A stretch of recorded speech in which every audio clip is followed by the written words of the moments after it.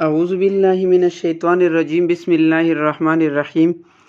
Exercise 8.1 question number 1 find gradient inclination. Question number 2 में again find inclination. Question number 3 में again find gradient इन inclination. और question number 4 में again यही चीज़ है, slope. तो सबसे पहले इन एक्सरसाइज को या इस एक्सरसाइज को सॉल्व करने से पहले हमें ये ग्रेडियंट क्या होता है, स्लोप क्या होता है, इंक्लिनेशन क्या होता है, कुछ कंसेप्ट पता होना चाहिए, तब हम इस एक्सरसाइज को सॉल्व करेंगे। तो सबसे पहले कंसेप्ट पढ़ते हैं कि कंसेप्ट क्या है इस एक्सरसाइज के लिए। ये है पहले इंक्लिनेशन। इंक्लिनेशन होता क्या है? The inclination of a straight line is the angle. पहली बात, इंक्लिनेशन क्या होता है? एंगल होता है which the line make with positive x axis. इसका जो इंक्लिनेशन होता है ये हमेशा पॉजिटिव एक्स एक्सिस के साथ बनता है। ये जैसे ये पॉजिटिव एक्स एक्सिस है, यहाँ पर ये नेगेटिव एक्स एक्सिस बनेगा। ये पॉजिटिव एक्स एक्सिस होता है, ये पॉजिटिव एक्स एक्सिस होता है, ये वाई एक्स एक्सिस होता है, और यहाँ से यहाँ नेगेटिव। तो यहाँ पर हमेशा जो एंगल बनेगा वो यहाँ पे बनेगा पॉजिटिव एक्स एक्सिस के साथ। और axis measure and anticlockwise direction. तीसरी चीज़ क्या है? Anticlockwise direction. इंक्लिनेशन एक एंगल होता है जो पॉजिटिव एक्स एक्सिस के साथ मेजर करते हैं, और एंटी क्लॉकवाइज ये इस तरफ यूज होता है, ये क्लॉकवाइज डायरेक्शन है, और इस तरफ क्या होता है? Anticlockwise direction. जैसे ये एक लाइन है और इसका ये देखो, ये एंगल जो है ये एंटी क्लॉकवाइज डायरेक्शन है, ठीक। अब बाकी ये कुछ कंसेप्ट और है। Any line parallel to X X is called horizontal line. ये हमारे ये एक्स एक्सिस है ना, अगर कोई और लाइन इसके ऊपर इस तरह आ जाए तो ये इस लाइन को हम क्या कहेंगे? Horizontal line. Any line parallel to Y X axis, ये वाई एक्स एक्सिस होता है। इधर अगर कोई लाइन आ जाए, ये हमारे पास वाई एक्स एक्सिस है, ये एक्स एक्सिस है, इधर कोई लाइन आ जाए तो ये parallel to Y X axis, उसको क्या कहते हैं हम? Vertical line. इस लाइन को हॉरिजॉन्टल लाइन, ऐसी लाइन को क्या कहते हैं? Vertical line.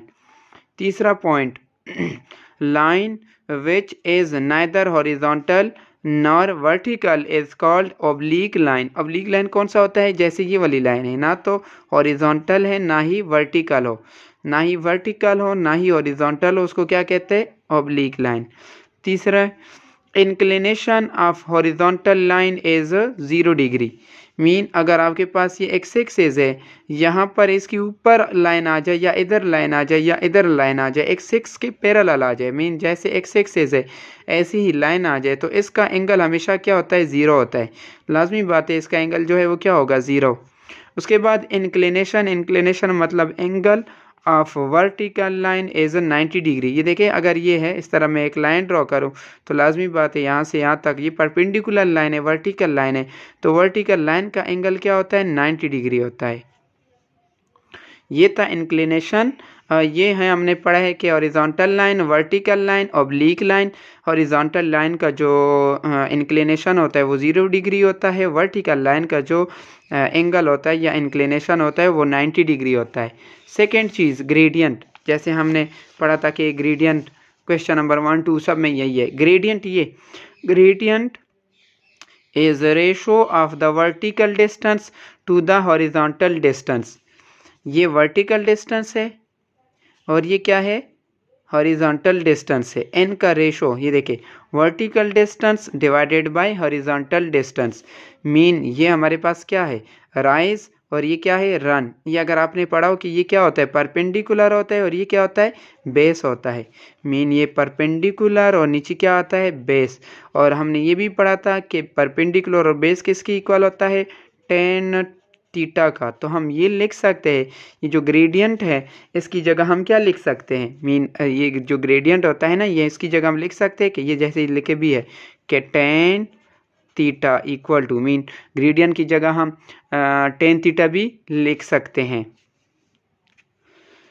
हमने ये पढ़ा था ना कि ये जो ग्रेडियंट है ये इक्वल होता है, मतलब vertical line divided by horizontal line, इनका रेशो। और ये किसकी इक्वल था? टेन थीटा का इक्वल है, तो ये जो ग्रेडियंट है इसको हम m से रिप्रेजेंट करेंगे। किसके साथ? m के साथ। तो हम यू भी लिख सकते हैं कि m is equal to tan theta. हम क्वेश्चन में ये वाला फार्मूला यूज़ करेंगे, m is equal to tan theta, जिसको हम क्या कहते हैं? स्लोप। एक और चीज़, फार्मूला ऑफ ग्रेडियंट मीन जब हमें दो पॉइंट गिवन हो, जैसे कि ये एक पॉइंट गिवन है, ये दूसरा पॉइंट गिवन हो, तो इसका हम ग्रेडियंट या स्लोप कैसे निकालते हैं? ग्रेडियंट असल में क्या होता है? स्लोप होता है। तो इसका ग्रेडियंट या स्लोप हम कैसे निकालते हैं? ये जो फॉर एग्जांपल ये एक पॉइंट गिवन है, ये दूसरा पॉइंट गिवन है, तो हम ये वाला फार्मूला यूज़ करेंगे स्लोप निकालने के लिए या ग्रेडियंट निकालने के लिए। मीन ये फार्मूला यूज़ कर सकते हैं, मीन इस तरह y2 minus y1 divided by x2 minus x1, और या y1 minus y2 x1 minus x2। उम्मीद करता हूँ कि ये समझ आया होगा। अभी ये क्वेश्चन नंबर 1 है, इसमें क्या कहते हैं? फाइंड ग्रेडियंट, ग्रेडियंट के साथ slope of a line whose inclination is 0 degree. ये इंक्लिनेशन मतलब ये जो गिवन है, हमें क्या गिवन है? गिवन है हमें थीटा इक्वल टू 0 डिग्री। ठीक है, ये थीटा 0 डिग्री। हमने क्या मालूम करना है? ग्रेडियंट मालूम करना है। ग्रेडियंट GRADIENT, या इसको हम क्या लिखते हैं? स्लोप। और इसको स्लोप को हम किससे रिप्रेजेंट करते हैं? m से, ग्रेडियंट को। और ये इक्वल था किसका? Tan theta. तो m is equal to tan theta की जगह हमें क्या गिवन है? 0 डिग्री, तो यहाँ पे 0 रिप्लेस कर देंगे, तो m इज इक्वल टू 0। अगर आप कैलकुलेटर से 10 0 पुट करेंगे तो आंसर क्या आएगा? 0। इसके बाकी पार्ट जो है वो ये है, जैसे कि इसका सेकंड पार्ट है जो कि क्या गिवन है? 30 डिग्री। तो सॉल्यूशन गिवन जो है 30 डिग्री, यही gradient slope m is equal to tan theta, m 10 की जगह 30 डिग्री, और 10 30 किसकी इक्वल होता है? 0.577। इसी का थर्ड पार्ट है 60 डिग्री। इसका हमने क्या मालूम करना है? ग्रेडियंट या स्लोप। तो m is equal to tan theta, gradient m होता है, और हम 10 की जगह 10 अपने थीटा की जगह हम क्या रिप्लेस करेंगे? 60 डिग्री रिप्लेस करेंगे, और 10 60 होता है 1.732। नेक्स्ट इसका फोर्थ पार्ट है, थीटा जो गिवन है वो कितना है? 170। हम मालूम तो हम रिप्रेजेंट करते हैं m के साथ, इक्वल होता है ten theta. m is equal 10 theta की जगह 170, और 10 170 इक्वल होता है -0.176। नेक्स्ट इसका लास्ट पार्ट है 45.5 डिग्री।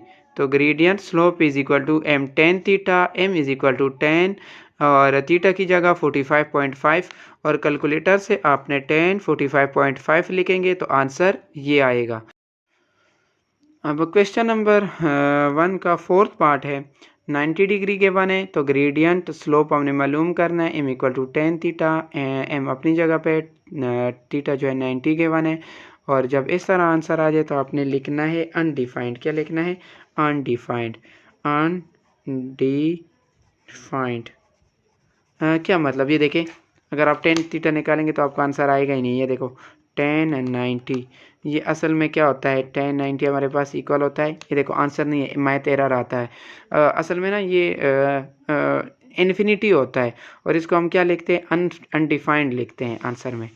अब 120 का आंसर निकाल देना है, तो m थीटा की जगह क्या लिख देंगे? 120, और 10 120 कैलकुलेटर से निकाल देंगे तो ये आंसर आएगा। और इसका लास्ट पार्ट है 150 डिग्री, तो 10 थीटा की जगह 150 लिख देंगे और कैलकुलेटर से आंसर निकाल देंगे, तो ये इसका क्या है? आंसर। उम्मीद करता हूँ कि ये क्वेश्चन नंबर 1 आप लोगों को समझ आया होगा। अब है question number 2, find inclination of the line whose slope is 0।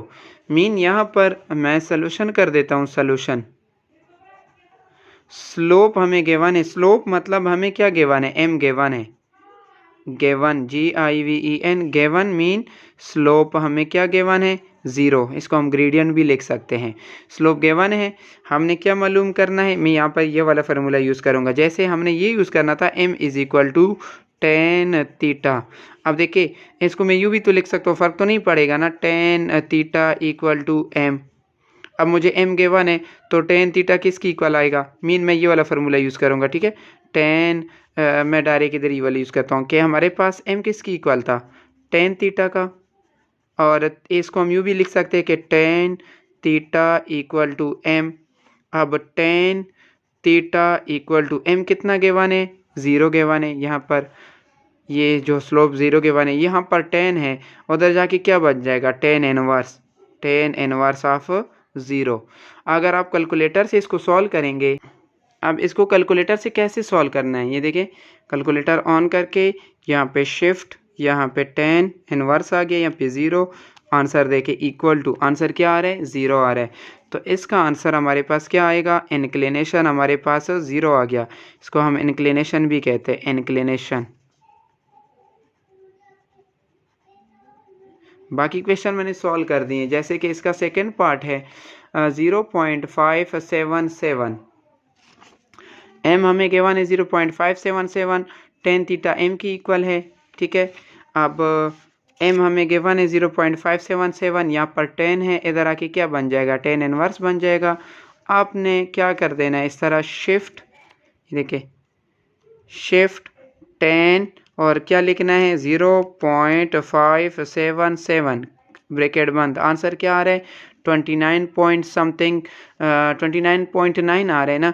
तो इसको अगर हम इंक्रीज़ कर देंगे, मीन इस पॉइंट को इंक्रीज़ करेंगे तो ये कितना बन जाएगा 30 डिग्री। तो अप्रोक्सीमेट लिखा है यहाँ पर, अप्रोक्सीमेट कितना आया हमारे पास, इंक्लिनेशन इक्वल टू थीटा, जो कि अप्रोक्सीमेट 30 डिग्री के हैं। इसका थर्ड पार्ट है -1.732 एम, ये गिवन है, टेन थीटा एम की इक्वल था, एम की जगह वैल्यू रिप्लेस किया, यहाँ पे 10 है, इधर आके 10 इनवर्स बन जाएगा, और कैलकुलेटर से करेंगे तो ये -60 डिग्री आ जाएगा। अब हमने एक कंसेप्ट पढ़ा था कि जो इंक्लिनेशन होता है, ये वाला इंक्लिनेशन होता है, ये हमेशा क्या होता है, ये होता है हमारे पास एंटी क्लॉकवाइज डायरेक्शन में। अगर आप इसको देखें ना, मीन फॉर एग्जांपल ये लाइन है तो ये यू बन रहा है क्लॉकवाइज डायरेक्शन में -60 डिग्री। तो हमने क्या करना है, यहाँ से टोटल यहाँ तक एंगल कितना होता है 180 डिग्री होता है ना। तो हमने क्या कर देना है 180 में से इसको क्या कर देंगे, माइनस कर देंगे, तो हमारा आंसर आ जाएगा। यहाँ पर क्या करेंगे हम 180 में से, जब आपके पास इंक्लिनेशन नेगेटिव आ जाए तो उसको 180 से माइनस कर देना है। तो 60 को हम 180 से माइनस करेंगे तो इसका आंसर क्या हो जाएगा 120 डिग्री। इसका लास्ट पार्ट है जो कि मैं यहाँ पे सॉल्व करके देता हूँ। गिवन क्या है, m इज इक्वल टू -0.364। अब टेन थीटा इक्वल होता है m, या m equal to tan theta. तो tan theta equal to m हमें गिवन है 0.364, यहाँ पर 10 है, उधर जाके क्या बन जाएगा, tan inverse, theta is equal to tan inverse -0.364। Calculator से सॉल्व करते हैं, शिफ्ट 10 -0.364, आंसर क्या आ रहा है 20 डिग्री आ रहा है, -20 डिग्री, ठीक है। तो आंसर हमारे पास इंक्लिनेशन क्या आ गया, NCLIN inclination equal to theta, ये इक्वल टू हमारा कितना आ गया -20 डिग्री। जब -20 डिग्री आ जाए तो उनको हम क्या करेंगे 180 में से माइनस कर देंगे। अगर इसको मैं 180 में से माइनस कर दूं तो हमारा इंक्लिनेशन या थीटा कितना आएगा 140 डिग्री। 80 में से 20 निकाल दो तो 160 डिग्री। उम्मीद करता हूं कि ये क्वेश्चन समझ आया होगा। ये क्वेश्चन नंबर 2 था। यहाँ पर क्वेश्चन नंबर 3 है, फाइंड ग्रेडियंट। एक हमने क्या मालूम करना है, ग्रेडियंट मालूम करना है। ग्रेडियंट मतलब हमने क्या मालूम करना है, स्लोप m, और दूसरा इंक्लिनेशन। इंक्लिनेशन मतलब हमने एंगल मालूम करना है, एंगल थीटा। ये तो दो चीज़ें हमने फाइंड करनी है ऑफ अ लाइन जॉइनिंग। ये जब 2 पॉइंट गिवन हो तब हम कौन सा फार्मूला लगाते, तब हम ये वाला फार्मूला यूज़ करते हैं कि ग्रेडियंट GRADIENT, इसको स्लोप कहते हैं, और इसको स्लोप कहते हैं, और इसको हम रिप्रेजेंट करते हैं m से। और n का फार्मूला क्या था, y2 - y1 divided by x2 minus x1, ये x1, ये y1, ये x2 और ये y2। तो यहाँ पे हम स्लोप निकाल लेते हैं पहले। m is equal to y2 कितना है 8 माइनस y1 कितना है 6 डिवाइडेड बाई x2 कितना है 5 माइनस x1 कितना है 2। 8 माइनस 6 कितना होता है 8 माइनस 6 हमारे पास होता है 2 डिवाइडेड बाई 5 माइनस 2 कितना होता है 3। तो हमारे पास जो ग्रेडियंट आ गया या स्लोप आ गया वो कितना आ गया 2 डिवाइडेड बाई 3। स्लोप ये आ गया ग्रेडियंट। दूसरा हमने क्या मालूम करना है इंक्लिनेशन। वी नो डेट हम जानते हैं कि जो m होता है ये इक्वल होता है tan थीटा के, यही था ना। या हम यूँ भी लिख सकते हैं कि और tan theta equal to m की इक्वल कर दें। हमने क्या मालूम करना है थीटा मालूम करना है ना। तो यहाँ से theta equal to tan inverse बन जाएगा और m हमने निकाल दिया कितना था 2 डिवाइडेड बाई 3। तो थीटा इक्वल टू यहाँ पर tan inverse shift tan inverse 2 divided by 3 और ब्रैकेट को हम क्या कर देंगे क्लोज। तो आंसर क्या आ रहा है 33 डिग्री 33 डिग्री। तो यहाँ पे हमारे पास आंसर कितना आया 33 डिग्री। उम्मीद करता हूँ कि इस क्वेश्चन का पहला पार्ट समझ आया होगा। क्वेश्चन नंबर 3 का दूसरा पार्ट है। तो सबसे पहले हमने इसका क्या मालूम करना है ग्रेडियंट मालूम करना है GRADIENT और इसको हम क्या लिखते हैं स्लोप लिखते हैं और ये इक्वल होता है m रिप्रेजेंट करते हैं। और यहाँ पे जब 2 पॉइंट गिवन हो तब हम ये वाला फार्मूला लगाते हैं y2 minus y1 divided by x2 minus x1। ये x1 होता है ये y1 होता है ये x2 और ये y2। इसमें वैल्यू रिप्लेस करेंगे y2 हमारे पास -3 minus y1 4 divided by x2 1 minus x1 -2। अब ये -3 -4 ये इक्वल हो जाएगा -3 -4 इक्वल होता है -7 डिवाइडेड बाई 1 माइनस माइनस किसकी इक्वल होता है +2। तो -7 डिवाइडेड बाई 3 हमारे पास m कितना आ गया -7 डिवाइडेड बाई 3। ग्रेडियंट ये आया। दूसरा हमने इसका क्या मालूम करना था इंक्लिनेशन मीन थीटा मालूम करना था। तो यहाँ पर हमारे पास इक्वल था tan theta equal to m या m equal to tan theta. तो theta is equal to tan inverse और यहाँ पर -7 डिवाइडेड बाई 3। अब इसको कैलकुलेटर से आपने सॉल्व कर देना है मीन इसको पॉइंट में भी लिख सकते हैं। तो इसका जो आंसर आ रहा है यहाँ पे मैं सॉल्व करके देता हूँ मेरा कैलकुलेटर।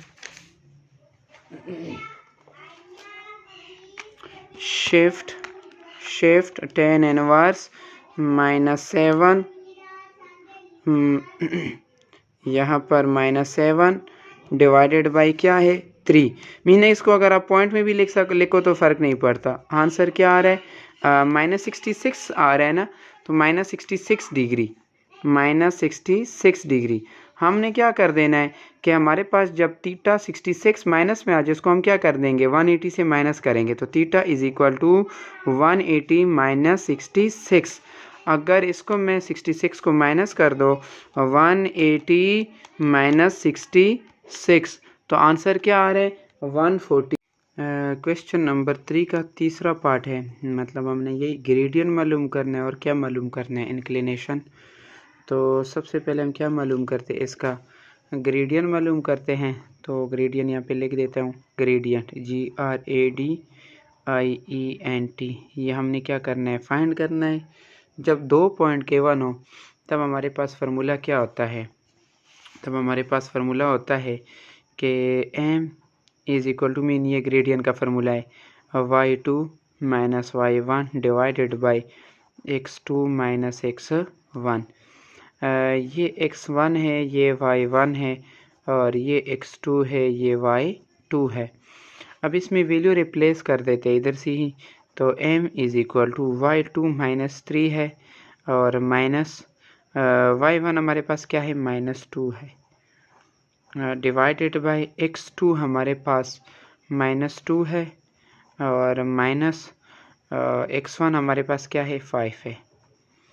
और यहाँ पर ये बन जाएगा -3 माइनस माइनस +2 डिवाइडेड बाय -2 और -5 कितना होता है, -7।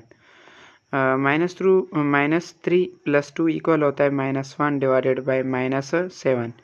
माइनस माइनस से कैंसिल हो जाएगा, तो हमारे पास जो ग्रेडियंट आया है m = 1 डिवाइडेड बाय 7, ये हो गया। दूसरा हमने क्या मालूम करना था, इंक्लिनेशन मतलब एंगल मालूम करना था। Inclination INCLINATION। इंक्लिनेशन का फार्मूला वही लगेगा जो हम यूज़ करे थे कि m = क्या होता है, tan थीटा होता है ना, या यूँ भी लिख सकते हैं कि tan थीटा = m। हमने इंक्लिनेशन मीन थीटा मालूम करना है, मीन थीटा = यहाँ पे tan इनवर्स ऑफ m हमने निकाला है, यहाँ पर 1 डिवाइडेड बाय 7 है, तो थीटा = tan इनवर्स, और यहाँ पर m की वैल्यू 1 डिवाइडेड बाय 7 जो हम यहाँ पे फाइंड कर चुके हैं। तो थीटा = कैलकुलेटर से शिफ्ट tan इनवर्स करेंगे, जो आंसर आएगा होगा 8.13 डिग्री। ये था इस क्वेश्चन नंबर 3 का तीसरा पार्ट था। क्वेश्चन नंबर 4 की तरफ मूव करते हैं। ये है क्वेश्चन नंबर 4। क्वेश्चन नंबर 4 में ए की वैल्यू के वन है, बी की वैल्यू के वन है। कहते हैं फाइंड द स्लोप। अब स्लोप मालूम करना है पैरेलल टू ए बी और parallel to perpendicular A B. ये ए बी है ना, इसका पहले हम स्लोप मालूम करते हैं, slope of line A B. तो फार्मूला हमारे पास वही लगेगा, m = y2 - y1 x2 - x1। ये x1 है, ये y1 है, ये x2 है, ये y2 है। तो y2 हमारे पास -3 है,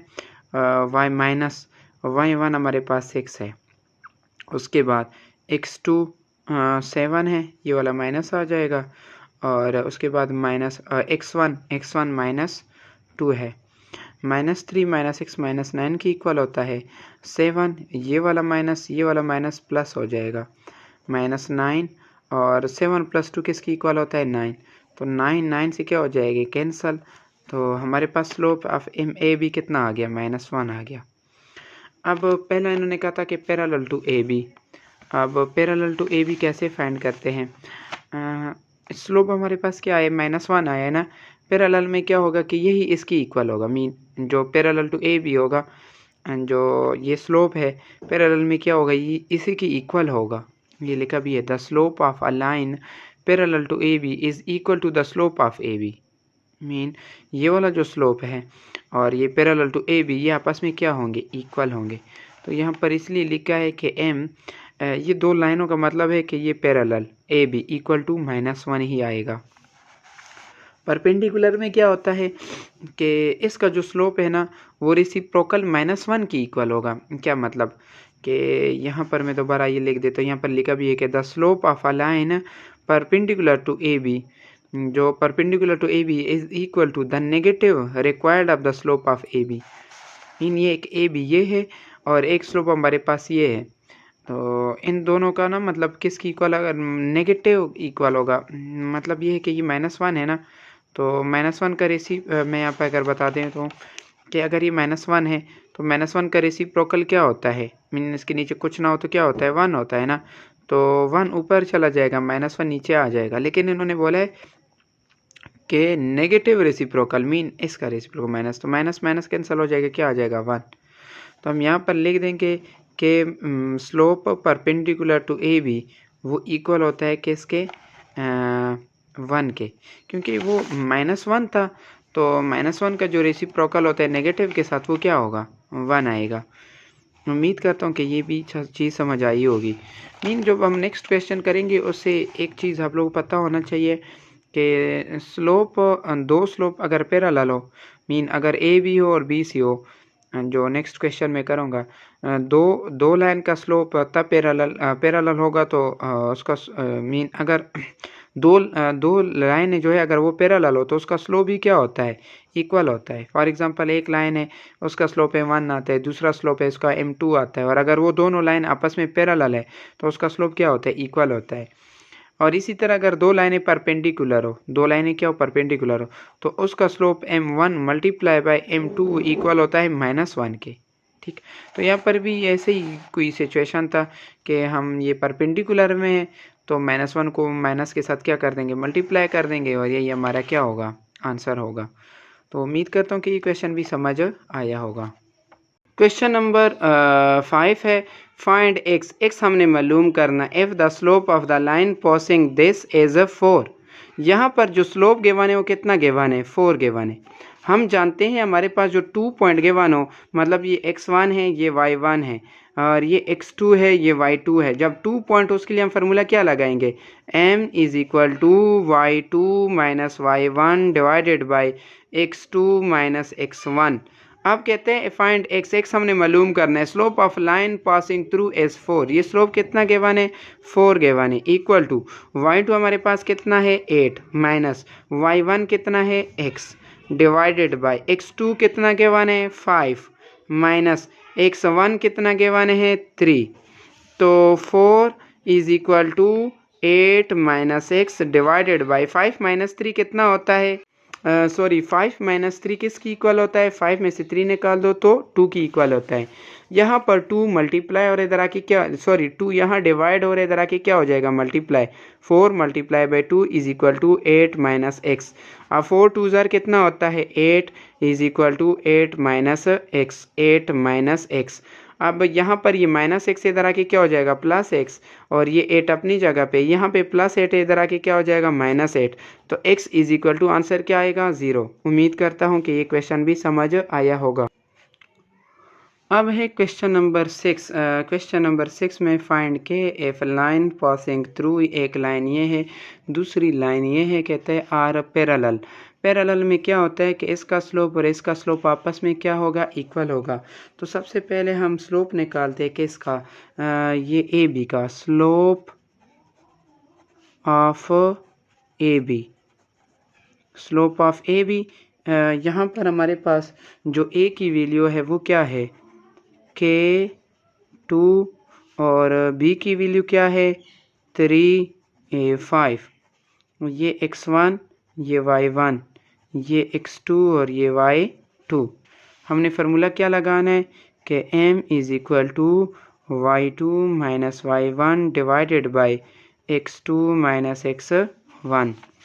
अब इसमें वैल्यू रिप्लेस करते हैं इधर से ही, ठीक है। m is equal to y2 हमारे पास 5 माइनस y1 हमारे पास 2 डिवाइडेड बाई x2 हमारे पास 3 माइनस x1, x1 हमारे पास क्या है k। तो m is equal to 5 minus 2 कितना होता है 3 डिवाइडेड बाई 3 माइनस k। ये स्लोप किसका आ गया, ए बी का। अब हमने स्लोप किसका निकाल देना है, स्लोप हमने निकालना है ये सी डी का। तो slope of C D, slope of C D, हमारे पास जो सी की वैल्यू है वो है 5 माइनस 1, और डी की वैल्यू है 8 7। ये x1, ये y1, ये x2, ये y2।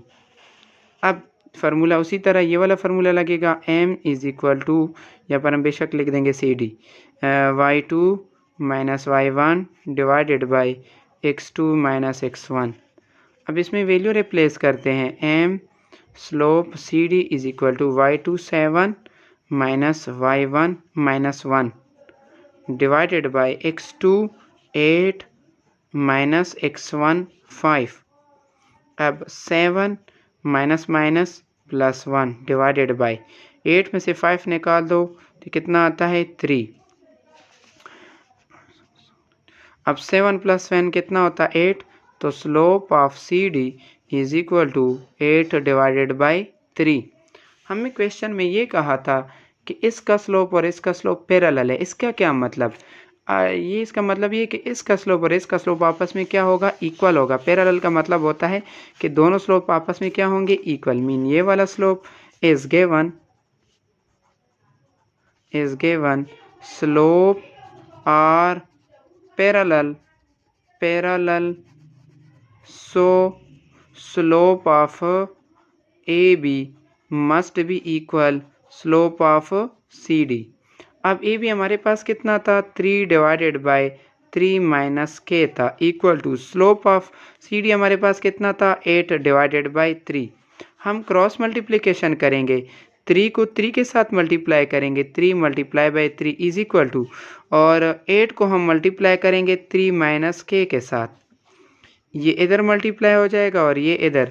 3 3 ज़र कितना होता है? 9। 8 को 3 के साथ मल्टीप्लाई कर दो, 8 1 ज़र 8, 8 2 ज़र 16, 8 3 ज़र 24 माइनस 8 के। यहाँ पर ये माइनस 8 के है, इधर आके क्या हो जाएगा? प्लस 8 के इक्वल टू 24, और ये प्लस 9 इधर आके क्या हो जाएगा? माइनस 9। अब मज़ीद इसको इधर ही सॉल्व कर देता हूँ मैं। ये 8 के अपनी जगह पे और 24 में से 9 माइनस कर दो, 24 माइनस 9, तो आंसर क्या आता है? 15। ये आ गया 15। 8 मल्टीप्लाई और इधर आके क्या हो जाएगा? डिवाइड। 15 डिवाइडेड बाय 8 आंसर है। उम्मीद करता हूँ कि ये आप लोगों को समझ आया होगा। नेक्स्ट है क्वेश्चन नंबर 7। फाइंड के if the line passing through this और दिस आर परपेंडिकुलर। अब जब दो स्लोप आपके पास परपेंडिकुलर हो तो उनका जो मल्टीप्लिकेशन होता है ये -1 के इक्वल होता है।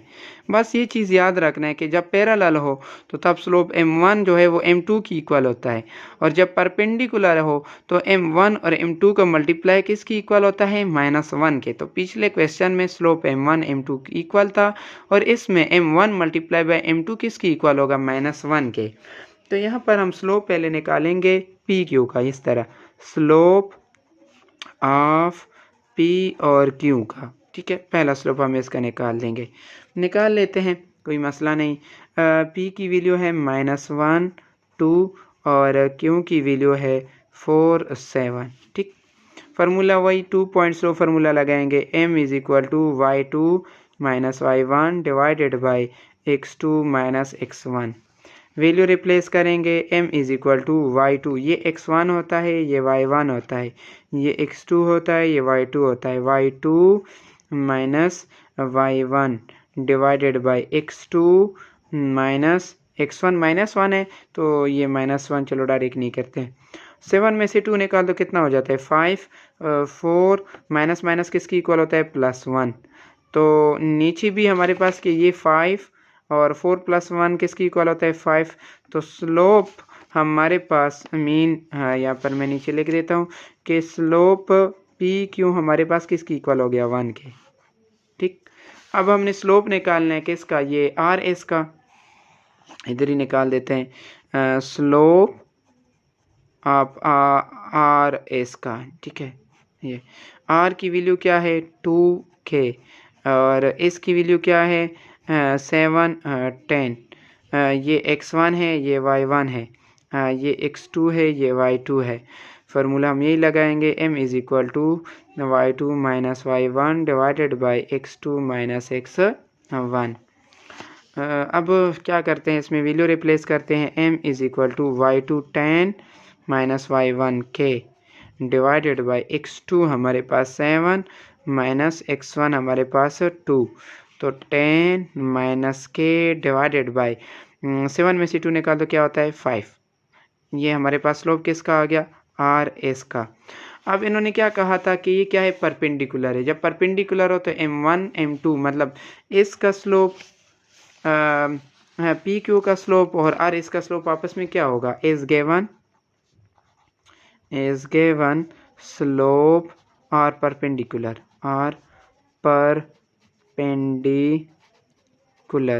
अगर परपेंडिकुलर है तो इसका मतलब है कि स्लोप पी क्यू का multiply by slope R S का, स्लोप आर एस का इक्वल होता है किसके? -1।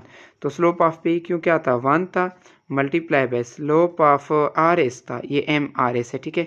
ये इक्वल आया है 10 माइनस के divided by 5 equal to -1, equal to -1।